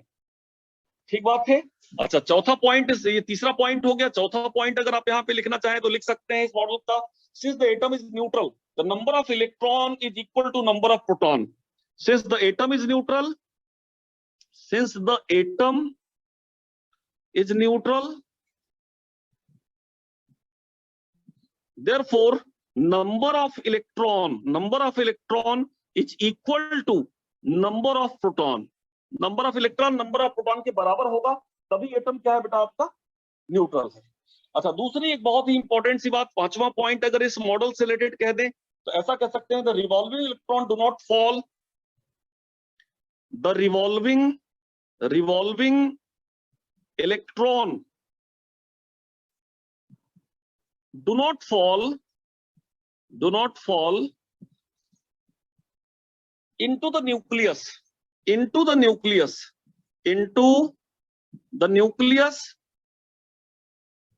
because the attractive force between, because the attractive force between nucleus and electron is balanced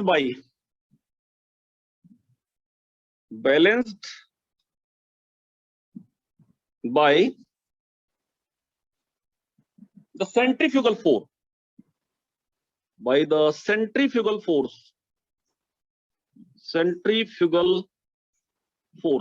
और इसी वजह से इलेक्ट्रॉन क्या है, रिवॉल्व नहीं करता। इस बात को मैं समझाऊं आपको जरा सा।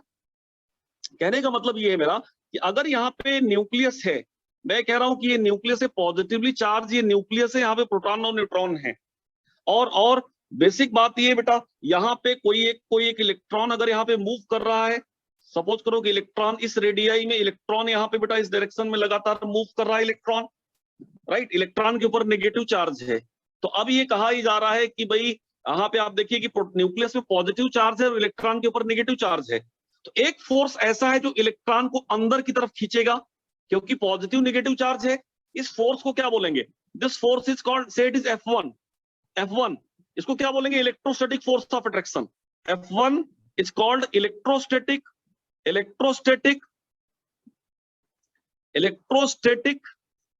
Force of attraction.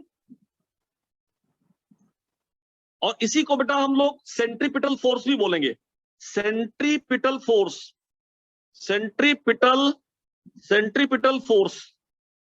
राइट। अच्छा, ये क्या है, ये चार्ज, ये होता क्या है, फोर्स ऑफ अट्रैक्शन क्या होता है, बेसिकली इस तरह का जो फोर्स ऑफ अट्रैक्शन है बेटा, ये होता है 1/4 pi epsilon naught into Q1 Q2 अपान क्या होता है बेटा, बताएं जरा। दो चार्जेस के बीच लगने वाला फोर्स ऑफ अट्रैक्शन, एक चार्ज Q1 है, दूसरा चार्ज Q2 है बेटा, इनके बीच लगने वाला फोर्स ऑफ अट्रैक्शन किसके बराबर होता है, Q1 Q2 अपान नीचे, और इनके बीच की डिस्टेंस R है। बताओ किसके बराबर होगा, ये नीचे क्या आएगा, R² आएगा या R आएगा। कूलॉम्स लॉ क्या होता है, बोलिए क्या आएगा नीचे, R या R²? R² आ जाएगा।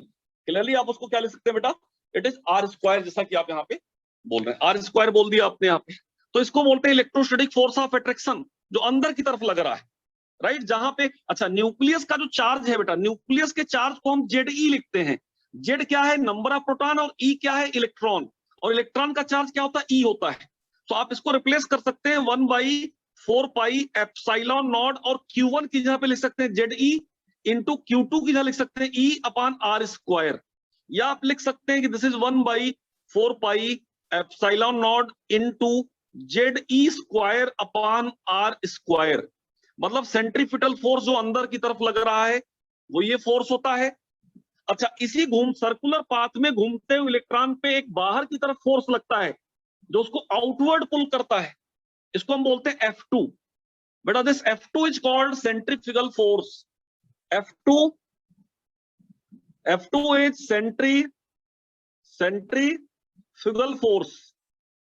सेंट्रीफ्यूगल फोर्स ड्यू टू, क्यों अराइज हो रहा बेटा, ड्यू टू सर्कुलर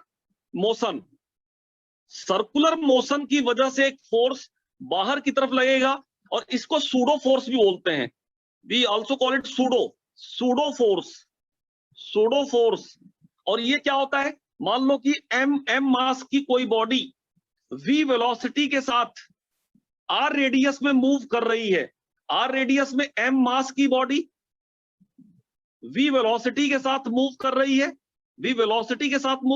है, तो ये जो F2 है, F2 की वैल्यू क्या हो जाएगी बेटा, F2 विल बी क्या, mv²/r। ये होता है सेंट्रीफ्यूगल फोर्स। और आपको बताएं कि इलेक्ट्रॉन बेटा इलेक्ट्रॉन अंदर नहीं आ रहा है, इलेक्ट्रॉन फिक्स रेडियस में यहां पे है। इसका मतलब क्या हुआ, इसका मतलब ये हुआ कि F1 और F2 की वैल्यू बराबर है या कम अधिक है। लाइन पढ़िए, the revolving electron do not fall into the nucleus because the attraction force between nucleus and electron is balanced bye centrifugal force. यानी कि यू कैन से कि F1 must be equal to F2। आप लिख सकते हैं कि जो electron अपनी जगह पे फिक्स है, this is because of F1 must be equal to F2, यानी 1/4 epsilon naught into Ze²/R must be equal to mv²/R। इस फोर्स की वजह से इलेक्ट्रॉन बेटा अपनी जगह पे घूमता रहता है, वो न्यूक्लियस में जंप नहीं करता है। प्लीज कॉपी करें इस बात को। सर R² होगा ना वहाँ पे, Ze²/R²। हाँ बेटा, सर Ze²/R² होगा ना वहाँ पे। Ze²/R², this should be R²।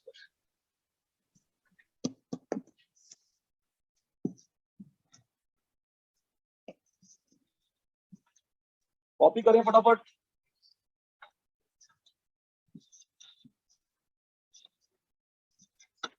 Coulombic force of attraction यानी सेंट्रीपिटल फोर्स, और सूडो फोर्स जो बाहर की तरफ खींच रहा है इलेक्ट्रॉन को, दोनों के मैग्नीट्यूड बराबर है, इक्वल है, लेकिन उनकी डायरेक्शन अलग अलग है।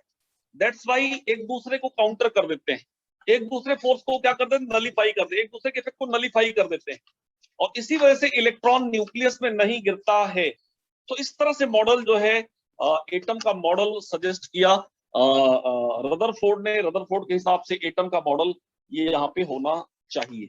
आई होप कि यू गॉट दिस पॉइंट, ये बात आपको समझ में आ गई होगी।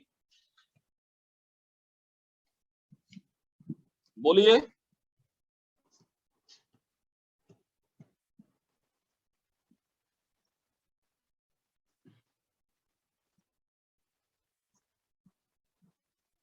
कॉपी कर लिया हो तो बताइएगा।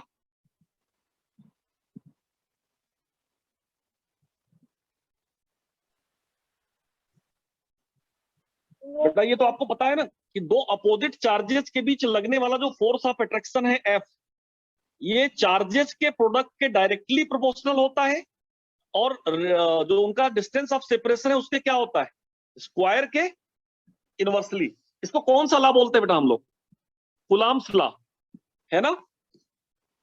और यहीं से आया कि अगर अंदर की तरफ जो लॉ लग रहा है बेटा वो क्या है, कूलॉम्स लॉ। आप फिजिक्स में इस बात को पढ़ेंगे भी, यानी दो अपोजिट चार्जेस हैं उनके बीच जो अट्रैक्शन है वो उनके चार्जेस के मैग्नीट्यूड के डायरेक्टली प्रोपोर्शनल होता है, और उनके डिस्टेंस के, है ना, स्क्वायर के इनवर्सली प्रोपोर्शनल होता है। और आप देखेंगे कि इसको अगर अल्टीमेटली लिखें तो क्या लिखेंगे, F को क्या लिखेंगे, F proportional to Q1 upon Q2 upon R square, और प्रोपोर्शनलिटी के साइन को हटाने के लिए यहाँ पे कांस्टेंट दे दिया जाएगा। देखिए 1/4 पाई एप्सिलॉन नॉट क्या है बेटा, यहाँ पे कांस्टेंट है, कांस्टेंट आपने दे दिया, ये आ गया आपका। शोभित एक बार फिर ट्राई करते हैं, शोभित आ जाएं आप, शोभित आ जाइए, इंतजार है आपका। कई बार मैंने इन किया, आप आ ही नहीं रहे हैं। तो ये बेटा आपका इस तरह से ये मॉडल आपका यहाँ पे हो गया। अब इसके बाद आप लिखें बेटा drawback of Rutherford's model of atom, drawback of Rutherford's model of atom, drawback of Rutherford model of atom.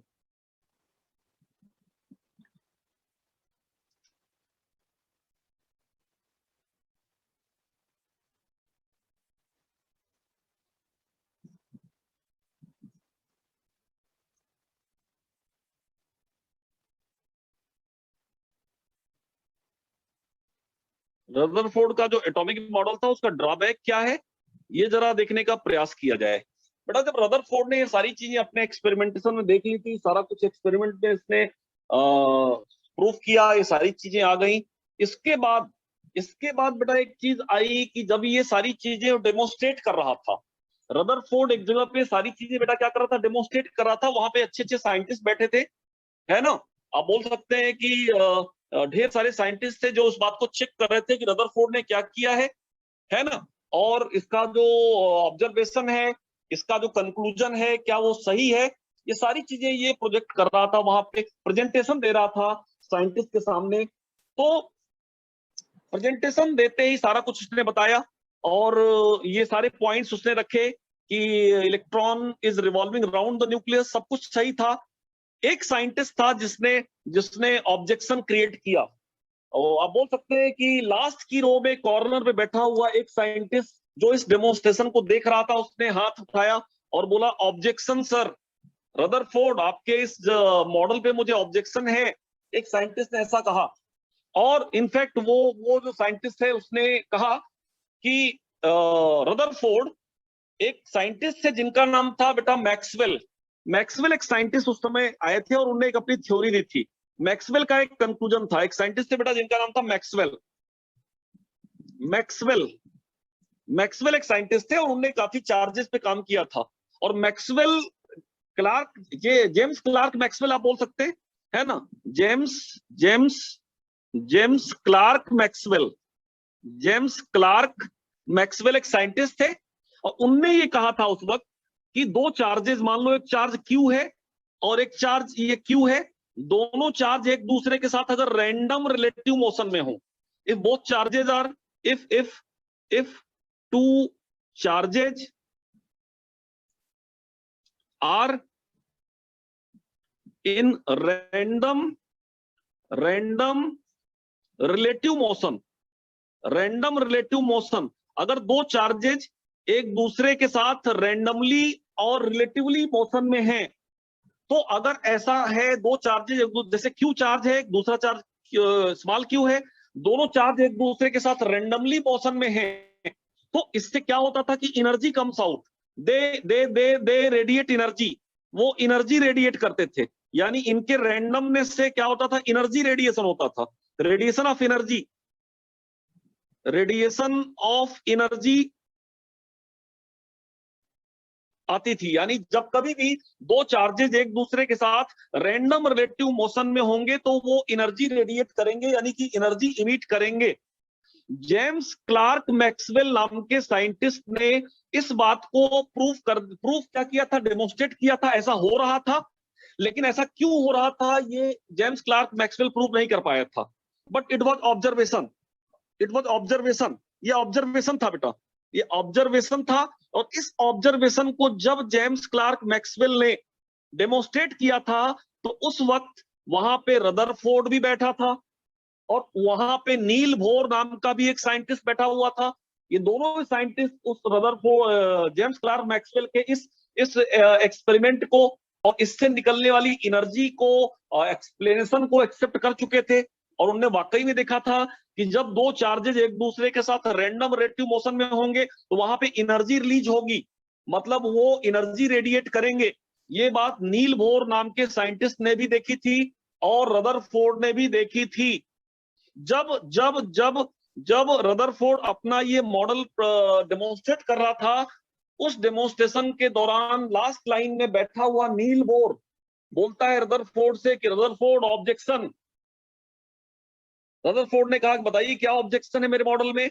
उसने कहा कि क्या तुम जेम्स क्लार्क मैक्सवेल के इस थ्योरी को, जहां पे उसने कहा है कि दो चार्जेस रैंडम रिलेटिव मोशन में होंगे, एनर्जी रेडिएट होगी, भूल गए क्या?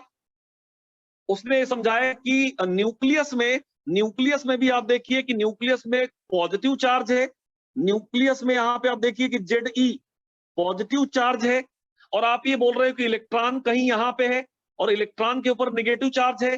तो ये दोनों चार्ज बेटा, एक इलेक्ट्रॉन तो मूव कर रहा है, इलेक्ट्रॉन क्या कर रहा है कि मूव कर रहा है, और इलेक्ट्रॉन मूव कर रहा है, इसका मतलब कि इन दोनों चार्जेस के बीच में रैंडम रिलेटिव मोशन है, राइट। ये इलेक्ट्रॉन क्या कर रहा है, इलेक्ट्रॉन किसी एक वेलोसिटी के साथ मूव कर रहा है, और इसमें इसमें ये भी दोनों चार्जेस हैं, और दोनों चार्जेस के बीच में रैंडम रिलेटिव मोशन है। तो ये यहां से भी एनर्जी निकलनी चाहिए, और अगर यहां से एनर्जी निकलेगी तो ये जो इलेक्ट्रॉन है, ये इलेक्ट्रॉन न्यूक्लियस के पास आता चला जाएगा, यानी ये इलेक्ट्रॉन इस तरह से घूमेगा। अब देखिए इलेक्ट्रॉन ये घूम रहा है, इस तरह से घूमते घूमते घूमते न्यूक्लियस के पास आता जाएगा, एनर्जी निकालते निकालते निकालते निकालते, और अल्टीमेटली कहां जंप कर जाएगा बेटा? इसको ढंग से बना ले, फिर से बना लेते हैं। अल्टीमेटली मैं फिर से बना लेता हूं उसको, एक क्लियर बना नहीं वो। उसने कहा कि ये न्यूक्लियस है, न्यूक्लियस में पॉजिटिव चार्ज प्रोटॉन है, और अगर इलेक्ट्रॉन यहाँ पे बेटा, ये इलेक्ट्रॉन नेगेटिवली चार्ज है, किसी वेलोसिटी v से मूव कर रहा। अब अगर ये रैंडम रिलेटिव मोशन में, तो यहाँ भी एनर्जी निकलेगी, और एनर्जी अगर रेडिएट होगी तो इलेक्ट्रॉन को एनर्जी रेडिएट करना पड़ेगा, और एनर्जी रेडिएट करेगा तो न्यूक्लियस के पास आता जाएगा। न्यूक्लियस के पास आता जाएगा मतलब ये आप न्यूक्लियस से दूर है, ये न्यूक्लियस से आप देखिए पास आता जाएगा, पास स्पाइरल, और पास आते आते एक टाइम ऐसा आएगा कि न्यूक्लियस में जंप कर जाएगा। मतलब electron would jump in the nucleus, energy radiate करते करते इलेक्ट्रॉन न्यूक्लियस में जंप कर जाएगा, और जिस इलेक्ट्रॉन को आप कह रहे हो कि बाहर है, वो न्यूक्लियस में जंप कर जाएगा, कोलैप्स कर जाएगा एटम, राइट। तो इस बात का जवाब रदरफोर्ड नहीं दे पाया। ये क्वेश्चन रेज किया था किसने? ये क्वेश्चन रेज किया किसने बेटा? ये क्वेश्चन रेज किया नील बोर नाम के साइंटिस्ट ने। यानी the main drawback of Rutherford model of the atom is that it could not explain the stability of atom. It could not, जो स्पाइरल मॉडल है, it could not explain the stability of atom. It could not explain the stability of atom. Atom की stability को ये जो है, ये point जो है पूरी तरीके से आप बोले कि एक्सप्लेन नहीं कर सकता है। पहली बात तो ये, according to Rutherford model, the negative charge electron are revolving around the positively charge nucleus in the circular path. The electrons are not drawn closer to the nucleus as the force of attraction which acting towards the nucleus is balanced by the centripetal force acting away from the nucleus. But according to Maxwell theory of radiation, whenever a charged body revolves, it gives out radiation and losses energy. Thus, the negatively charged electron revolving around the nucleus in the orbit with the accelerated motion, यहाँ पे electron का जो motion है वो accelerated है, accelerated motion में आएगा ये, राइट। तो you can say कि the accelerated motion should continuously emit radiation and lose energy. As a result of this, the electrons should come close to the nucleus, and since the electron will attracted more strongly by the positively charged nucleus, and ultimately the electron should fall into the nucleus and destroy the atom. However, this does not happen and atom continues to be stable. लेकिन ऐसा होता नहीं है।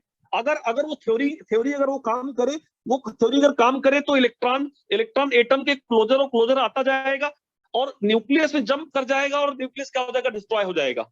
लेकिन ऐसा होता नहीं, यानी कि इस एटम की स्टेबिलिटी को ये मॉडल एक्सप्लेन नहीं कर सका कि व्हाई एटम इज स्टेबल। जबकि अगर मैक्स क्लार्क की थ्योरी को मान ले, इस थ्योरी को मान लिया जाए, तो पता चलता है उस हिसाब से इलेक्ट्रॉन को एनर्जी इमिट करना चाहिए, और एनर्जी इमिट करेगा तो पास आता जाएगा, और पास आता जाएगा तो एक टाइम ऐसा आएगा कि जंप कर जाएगा, और अगर वो जंप कर गया तो atom will no more, atom रहेगा ही नहीं। लेकिन वास्तव में एटम स्टेबल है, एटम एग्जिस्ट करता है, उसको वो डैमेज नहीं होता है। इसका मतलब क्या? मतलब ये कि कहीं कोई ऐसी चीज है जिसको रदरफोर्ड एक्सप्लेन नहीं कर पाया। और आपको बताऊं कि जैसे ही नील बोर ने ये ऑब्जेक्शन उठाया और रदरफोर्ड ने सोचा कि यस, मैंने तो इस एंगल से सोचा ही नहीं था, उसने निश्चित रूप से कहा कि यस, यहाँ पे there is a need of some explanation. Rutherford ने कहा कि यस, यहाँ पे कोई ऐसी चीज है जो मुझे नहीं दिखाई दे रही है, मैंने यहाँ पे सोचा ही नहीं था इस तरीके से।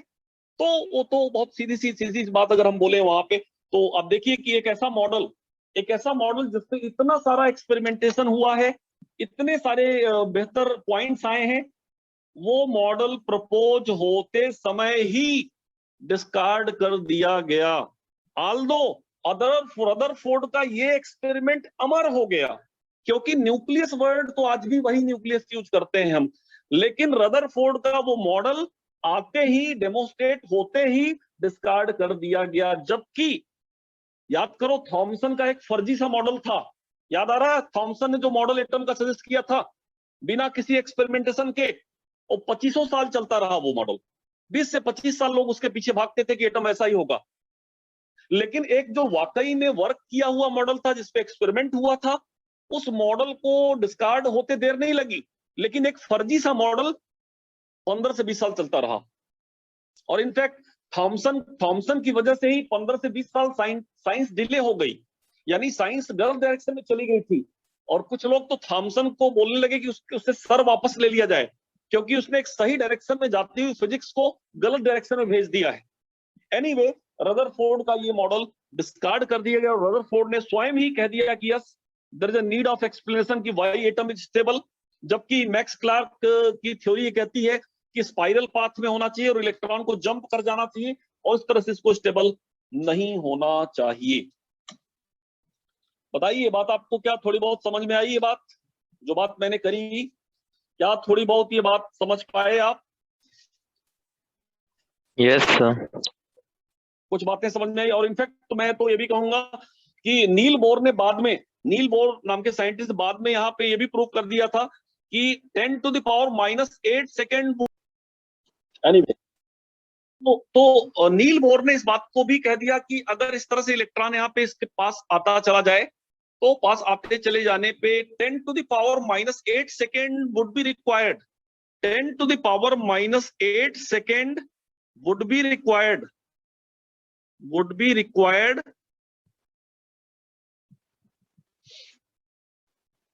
for electron to jump inside the nucleus।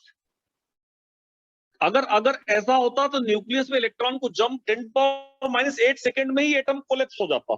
ये बोर का अपना एक कैलकुलेशन था, ये बोर ने इसको कैलकुलेट करके बता दिया था उसको कि अगर ये इस तरह से इलेक्ट्रॉन एनर्जी रेडिएट करता जाए और न्यूक्लियस में फॉल होने में मात्र उसको 10⁻⁻8 सेकेंड लगेंगे। तो इनफैक्ट ये बातें थी, एक आध दो बातें और हम इस पे कर दें, इस मॉडल से रिलेटेड एक दो बातें और यहाँ पे कर दें, फिर आगे हम लोग बढ़ेंगे। देखिए कि alpha particle will have higher initial velocity than the near nucleus. आप जानते हैं कि अल्फा पार्टिकल क्या होगा, उसकी वेलोसिटी ज्यादा कहाँ होगी? Alpha particle will have larger initial velocity than near to nucleus. आप ये देखिए कि जैसे मान लो ये न्यूक्लियस है, और अल्फा पार्टिकल अगर यहाँ से शुरुआत से चला बेटा, तो अल्फा पार्टिकल जैसे न्यूक्लियस के पास जाएगा किसी एंगल पे, ये बताओ अल्फा पार्टिकल की वेलोसिटी शुरू में ज्यादा रहेगी या बाद में? इनिशियली वेलोसिटी ज्यादा रहेगी, या जब न्यूक्लियस के पास पहुंचेगा तब ज्यादा होगी वेलोसिटी? इनिशियल वेलोसिटी ज्यादा होगी, क्योंकि वहां न्यूक्लियस के पास तो रिपल्सन फील्ड फेस करेगा वो, तो अल्फा पार्टिकल की इनिशियल वेलोसिटी ज्यादा होती। Alpha particle will have larger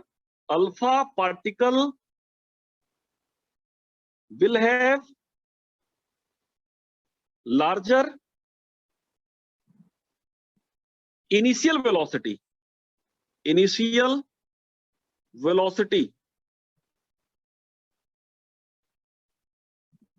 then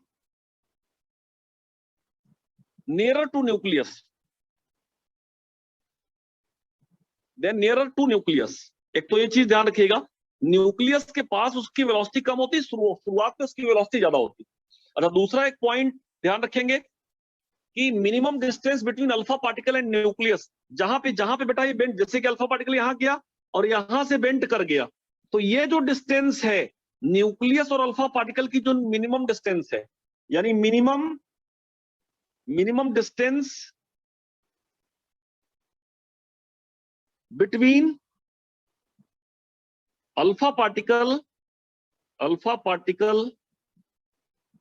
and nucleus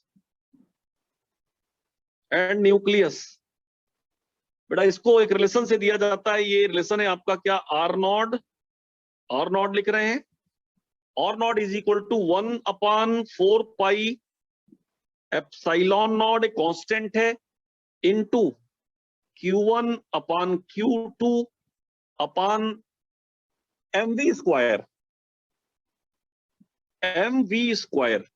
ये रिलेशन आप यहाँ पे ध्यान दें। Q1 charge of alpha particle है, Q2 चार्ज ऑफ न्यूक्लियस है, m mass of alpha particle है यहाँ पे, और v क्या है बेटा, v आप बोल सकते हैं वेलोसिटी है। तो इस तरह से एक रिलेशन आप यहाँ पे दे सकते हैं। ये आपका रिलेशन है जो डिस्टेंस निकालेगा। ये डिस्टेंस है बेटा, ये वाली डिस्टेंस है, मतलब अल्फा पार्टिकल और न्यूक्लियस के बीच की मिनिमम डिस्टेंस जहां से वो डेविएट हुआ है, ये डिस्टेंस को मैं बोल रहा हूं R naught. So this R naught is equal to 1/4 pi epsilon naught Q1 Q2 upon mv square. Q1 क्या है, charge of alpha particle. Alpha particle पे चार्ज कितना है, Q1 को क्या ले सकते हैं आप, अल्फा पार्टिकल पे चार्ज कितने इलेक्ट्रॉन के बराबर होता है, 2 इलेक्ट्रॉन के बराबर होता है, 2 टाइम्स। और Q2 चार्ज न्यूक्लियस का, गोल्ड के पास कितना एटॉमिक नंबर होता है, 79। तो 79 इलेक्ट्रॉन गोल्ड का चार्ज है। सो यू कैन राइट कि R naught is equal to, also R naught is equal to in this experiment 1/4 pi epsilon naught into Q1 की जगह पे मैंने लिखा 2 electron into Q2 is 79 electron and divided by mass of alpha particle. Mass of alpha particle लिख सकते हैं आप, mass of alpha particle, mass आप ये 1/2 बेटा, यहाँ पे mv स्क्वायर लिखा है ना, ये आपका 1/2 होगा, इनफैक्ट 1/2 mv स्क्वायर होगा। सो 1/2 m अल्फा और v स्क्वायर, ऐसा आप लिख सकते हैं यहाँ पे।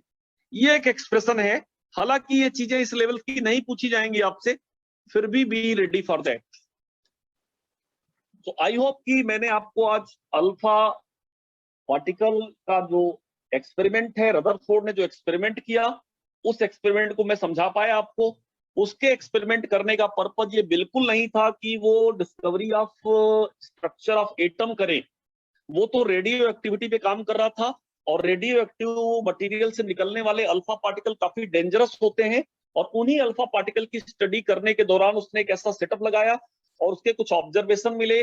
ऑब्जर्वेशन को उसने क्या किया, एलोबोरेट किया, एक्सप्लेन किया, और उन्हीं एक्सप्लेनेशन या उन्हीं इंटरप्रिटेशन से एटम का एक नया मॉडल आ गया, और एक नया वर्ड आ गया, न्यूक्लियस आ गया, और उस एटॉमिक मॉडल को उसने प्रपोज किया। आल्दो वो एटॉमिक मॉडल मैक्सवेल की थ्योरी की वजह से, ये जो मैक्सवेल की थ्योरी आप देख रहे हैं, मैक्सवेल की थ्योरी की वजह से, इसको थोड़ा ठीक करें, क्लार्क मैक्सवेल की थ्योरी की वजह से ये जो एटॉमिक मॉडल है, ये एटॉमिक मॉडल बेटा क्या हो गया, ये डिस्कार्ड कर दिया गया, ये मॉडल एक्सेप्ट नहीं किया गया। क्लार्क मैक्सवेल की थ्योरी के हिसाब से अगर ये न्यूक्लियस है और इलेक्ट्रॉन कहीं पे एक जगह पे है, तो अगर इलेक्ट्रॉन बेटा क्या करेगा, रेडिएट करेगा, वो रैंडम रिलेटिव मोशन में होगा, तो वो इस तरह से रेडिएट करेगा, तो पास आता जाएगा, इस तरह से आप देखें, इस तरह से पास आता जाएगा, और यहाँ पे जंप कर जाएगा, यहाँ पे जंप कर जाएगा, स्पाइरल मॉडल यहाँ पे बना के जंप कर जाएगा। तो एटम जो है एग्जिस्ट करेगा नहीं, उसकी स्टेबिलिटी पे क्वेश्चन आ गया, मतलब, और डिमेरिट क्या थी, it could not explain the stability of atom. और कुछ पॉइंट्स मैंने यहाँ पे बता दिए। अब बताओ कि आप बताइए बेटा कि रदरफोर्ड के एटॉमिक मॉडल को किसने डिस्कार्ड किया,